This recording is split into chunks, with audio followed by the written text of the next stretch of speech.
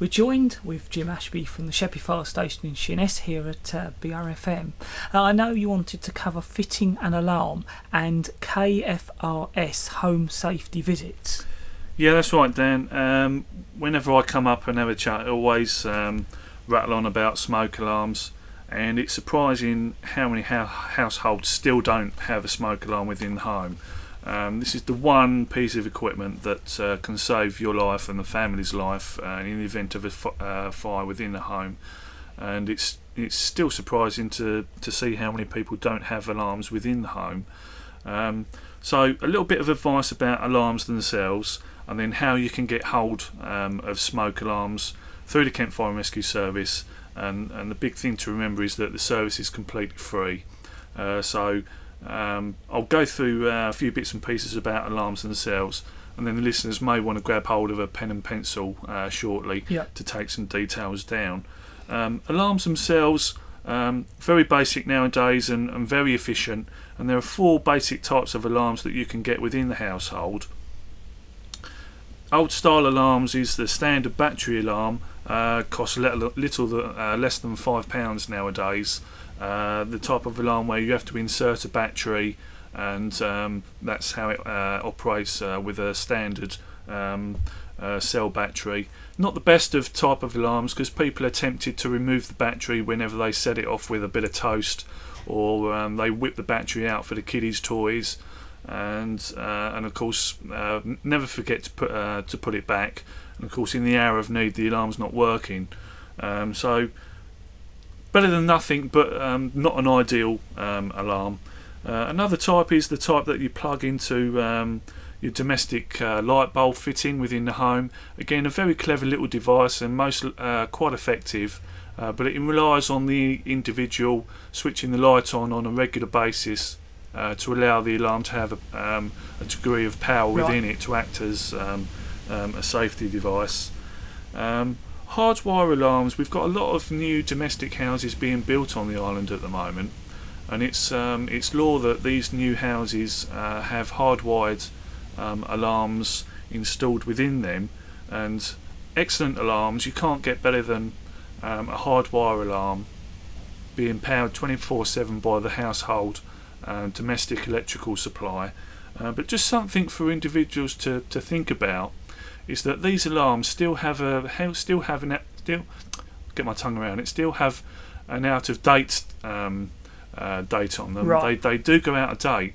Although they're powered by electricity, they have a battery backup. So in the event of a power cut within the household, that battery backup then kicks in and acts as a power source. And that battery backup will expire, usually within 6 or 7 years or so. So it's very important to test these alarms and make sure that the battery backup is still working. The easiest way to do that is to isolate the household electrical supply to the alarms. You should have an individual fuse for the alarms within the house. So turn the fuse off, press the button on the alarm. If the alarm works, then the battery backup is working. If it doesn't work, then you need to replace the whole alarm. You can't get to the power source within these alarms. So the easiest thing is to go to a place like Screwfix or whatever, and they'll be able to supply you with a brand new alarm with the new style with a replenished battery backup within it. So something that people don't realise, but it's quite critical. Yep. Quite often, I've been to at least 2 instances where people have had a power cut within the streets, and of course they're using candles, etc., for a bit of lighting. They've had a domestic fire, and it wasn't the alarm that made them aware that they had a fire within the home, and they say to themselves, well, why didn't the alarm operate? Yeah. Well, it's because the battery backup had expired, and it's as useless as a chocolate fire guard, as they say. So something to think about. Although you've got an electrical supply, domestic electrical supply, you still need to check the battery backup within that alarm.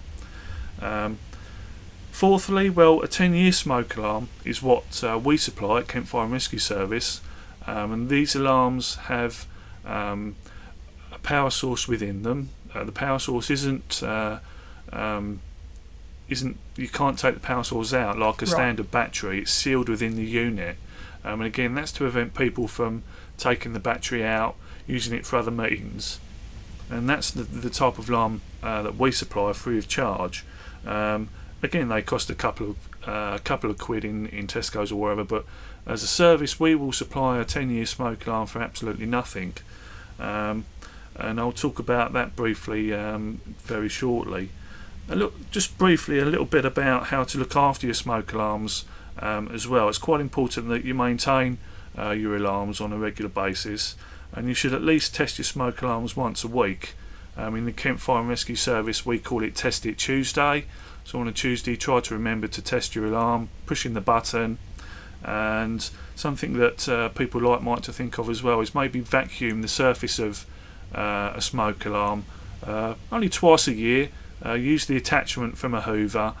This draws out any bugs or dust within the alarm. I'm sure people don't want their smoke alarm going off at 2 o'clock in the morning and frightening the hell out of themselves, so just a little bit of maintenance as well will allow your alarm to operate more effectively. And if you're putting smoke alarms up yourselves, it's a good idea to fit 2 alarms if you're living in a standard domestic dwelling. So one on the landing perhaps, one on the first floor landing as well. Again, it's difficult to be generic because everybody's got a household that's different. Try and avoid placing alarms near kitchens. Modern alarms don't get set off so much by toast or other cooking fumes, but it's good to think about where you're setting up an alarm. And again, if you've got any doubts, just give us a ring, of which I'll give the number shortly, and we'll come along, give you some advice, and give you some general fire safety advice as well. I visit a lot of homes that have got domestic smoke alarms fitted on the wall. You should always fit your alarms on the ceilings. It's where they're most effective. Smoke rises, and if you've got an alarm on the ceiling, that's going to where it's going to be most effective for your household. If you've got an alarm on the wall, smoke is literally just going to travel past that alarm, and it's not for 5, 6, 7 minutes where the smoke layer then drops that the alarm will activate. So if you've got a smoke alarm on your wall at the moment, think about replacing it with a new alarm, and again, we'll come along and fit a brand new one free of charge, and I'll give the number out shortly. So Test It Tuesday, try and keep that in your head. We'll probably go to a record in a minute, and so go and test your smoke alarm now. If you find that your alarm is 5, 6 years old, it's looking a little bit tired, even if it is working, we'll come along and fit a brand new 10-year alarm. Grab yourself a pen and pencil, ready for a phone number. Go and test your smoke alarm now, and again, even if it's a couple of years old, we'll simply come along and replace it with a brand new up-to-date modern smoke alarm. So that's something for the listeners to do whilst we go to a record. Go and test your alarm, get a pen and pencil, and I'll give some phone numbers out very shortly on how you can get a brand new smoke alarm for nothing. We are joined with Jim Ashby from the Sheppey Fire Station in Sheerness here at BRFM.